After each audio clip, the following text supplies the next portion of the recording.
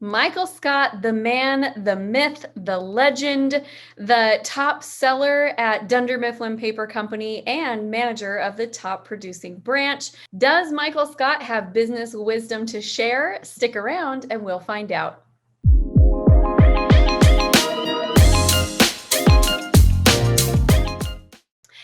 Hey, I'm Amy Walker, small business strategist, and my focus is helping you consistently find and acquire your clients. So if you're new to the channel, hit the bell notification and subscribe so you can get notified every time we release new content. In today's React video, we are going to be reacting to how to succeed in business with Michael Scott from The Office. Does he have wisdom to share that is actually relevant? Let's check it out. Fundamentals of business. The fundamentals of business. Mental is a part of the word. I have underlined it. Because you're mental, if you don't have a good time, you have to enjoy it. Well, the fun is in it. Fundamental. Oh, right. Okay, so this is one of my favorite things about Michael is he always finds the most complicated way to get where he's going. And you know what? A lot of business owners do this where we just don't see the simple path that's right in front of us. Right. Get out. I know. Yes, so it all starts with a handshake, but you can't just go right to the selling. You need small talk. What topics can you use for small talk? Golf, stock market, Mm-hmm. Dave Matthews. Yes, what else? Small things, peas, ball bearings, dimes. No. The weekend. Yeah, that's good. Come on up. Meredith, come up here. Let's do a little something. So Meredith and I have just started conversing, and I will say, so Meredith, how was your weekend? What did you do? Well, I caught my son taking a dump on the upper part of the toilet. All right. He calls it an upper decker. Okay. I haven't seen this episode in a really long time. So many funny things going on here. Okay, but Michael is absolutely right. You need to start off with building relationships when you're talking with people. Those that just go in for the sale too quickly, they don't have the rapport, they don't have the trust. So you do have to spend some time in small talk. And, I think Andy's onto something. Dave Matthews, where could you go wrong? God. What you people don't know about business, I could fill a book with. Then do it. What? Write a book. The Fundamentals of Business by Michael Scott. Over 1 billion sold. I like that, actually. I mean, if you're going to go after something, you might as well affirm what it's going to be. So if you're going to dream, might as well make them big ones. More than the Bible. I'm not surprised.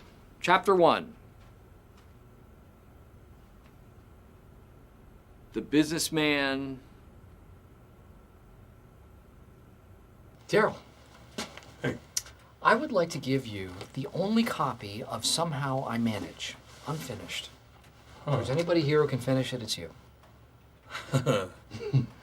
That's sweet, Mike. Let's see here. Here's a chapter called Gum with one sentence. Everybody likes the guy who offers them a stick of gum. Mm-hmm. That's true. There are 10 rules of business that you need to learn. Number 1, you need to play to win, but you also have to win to play. Got it. And I will give you the rest of the 10 at lunch. Okay, so Michael's weakness as a manager in business is oftentimes that, well, first of all, he's kind of just moronic, but lovably moronic, right? Like, we love Michael Scott. But his strength is clearly people, and it's clearly that he cares. And it is amazing how far that can get you in business if you just are invested in the people that you're working with. So, you want to start a business. How do you start? What do you need? Well, first of all, you need a building. And secondly, you need supply. You need something to sell. Now, this could be anything. It could be a thingamajig, or a whoozy-whatsy, or a whatchamacallit. Now, you need to sell those in order to have a payday. This would so have flown over well in my 6th grade class. So obviously, you do not need to have a business in order to sell. And you know what? You don't even have to have a physical product. That is one of the great things about business these days is it's so diverse. There's so many different ways that you can earn income. But yeah, you can throw me some candy bars. I'll take some candy bars, Michael Scott. And if you sell enough of them, you will make a 100 grand. Satisfied? Hey, boss. I didn't know you were coming in today. What's going on here? I am glad that you asked. Listen up, everybody. In the last year, we have lost 7 clients to the big chains. These gift baskets are a ticket back into their lives. We are going to show up at these businesses unannounced, and we are going to win them back. With gift baskets. With peanut brittle, with macadamia nut cookies, with chocolate turtles, with raspberry jam, and a little bit of fat and salt. Because you know what? That's what people like. Ever since I was a kid, It is such a good idea to invest in your existing clients, but here's the thing. How often do we get really interested in our clients right before they sign, and we get really interested in our clients right when they decide to leave and go with somebody else? Are we equally as interested in them in the middle? Because I don't know about you, but that gift basket would be a lot more impressive to me when it came for no apparent reason. I actually just got a box that had a bunch of merch from a company that I use. And there was a hat in there, which one of my sons confiscated. There was some pens in there. I mean, it was just a nice little thing. We've been with them for like 8 years. I've got a water bottle. So I've been with them for like 8 years, and it came out of the blue for no apparent reason. Those are the little touches that I think make a bigger impact than sending something after they've already moved on. people have been telling me that I can't do things. You can't be on the team. You can't move on to second grade. Well, now they're telling me that I can't win back clients using old-fashioned business methods. We'll see about that. And FYI, I eventually aced second grade, and I was the biggest kid in class. Yes, I was the first one out, and yes, I've heard women and children first, but we do not employ children. We are not a sweatshop, thankfully, and women are equal in the workplace by law. So I let them out first. I have a lawsuit on my hands. Another rule of business is being able to adapt to different situations. Yeah? Adapt, react, readapt, apt. Right? That's rule number 2. The most sacred thing I do is care and provide for my workers, my family. I give them money. I give them food. Not directly, but through the money.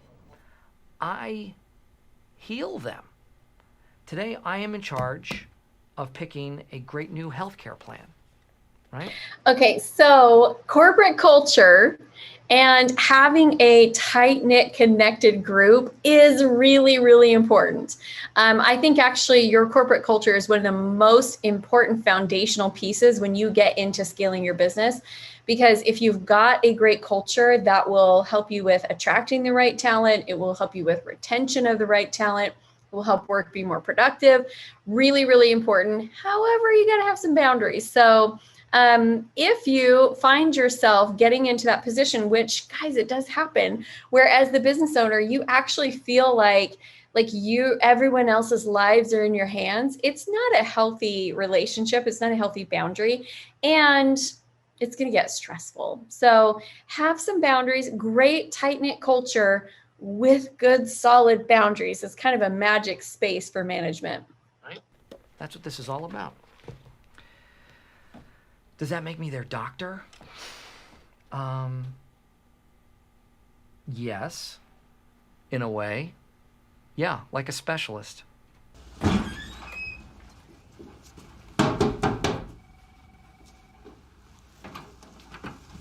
Did you forget something? What happened to you guys? Give it back. Give it back. What is this? It's real simple. If you don't appreciate what we do, then give us back our basket. Maybe you should leave. Yeah, maybe we should. Maybe we should leave. Come on, let's leave. But before we leave, my wet friend and I are gonna wait for our cabs on your nice couches. Can you call us a cab, please? I'm gonna. Oh, sorry. Look, my clothes are so wet. Wet. Nice leather. Oh, my shoes are so muddy. They are not ever getting this client back. All right, here you go. Take it back. It's been opened. Yeah, it was mine. What's missing? The turtles. Where are the Summer turtles? sausage. Where are the turtles? Come on, guys, get out of here. Where are the turtles? Where are they? Excuse me, I have an announcement to make. We seem to be missing a box of chocolate turtles with pecans, and we will not be leaving the premises until we obtain them. Hand over the turtles now! I ate them, okay? I ate the turtles. They're gone.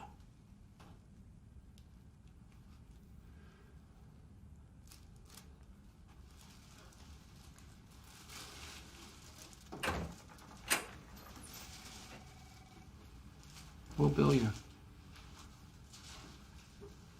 Rule number. Yeah, so you cannot take things too personally when it comes to rejection from clients, potential clients. Honestly, like sometimes you give and you do not receive in exchange, but it's the like law of reciprocation. Even though sometimes you put time and effort in, you might feel a little bit sore when it doesn't come back the way that you wanted it to. There's always another opportunity that's coming behind. Number 4, in business, image is everything. Andre Agassi. This car is an investment, right? If I have to take out a client or I'm seen around Scranton in it, I love it. I love this car. Do you like it? Yeah. So listen, Michael, your branch has been doing great lately, and your sales staff is reporting very strong numbers. Outperforming last year, in fact. And I don't know exactly how to put this, but what are you doing right? Right, what? Utica, Albany, all the other branches are struggling, but your branch is reporting strong numbers. Look, you're not our most traditional guy, but clearly something you are doing is right, and I need to get a sense of what that is. David, here it is. My philosophy is basically this, and this is something that I live by, and I always have, and I always will. Don't ever, for any reason, do anything to anyone for any reason, ever, no matter what, no matter where or who you are with, or where you are going, or where you've been, ever, for any reason whatsoever. Okay, again, the simplest path is the best path. And I know it's not quite this bad, but how many of you have ever been in a sales conversation or trying to, lead the team and you're trying to say something in a better way and you actually overcomplicate? So just don't do it. Simple's good. Sometimes I'll start a sentence and I don't even know where it's going. I just hope I find it along the way. Like an improv conversation. Improvisation. Pretty big books back there, huh? Hello, Mr. Egghead. Oh, Stanley Kaplan, I know him. M is for murder, P is for That's actually a test prep phone. book. What? That's a test prep for business school. Oh, thinking about business school. I just got in. I applied, I go at night. Really? So you think you know a lot about business? No, not yet. Just started. Yeah? Quiz me. I wouldn't even know where to start. Come on, Egghead, let's do it. Do it. Quiz me up. All right. Why have people been rethinking the Microsoft model in the past few years?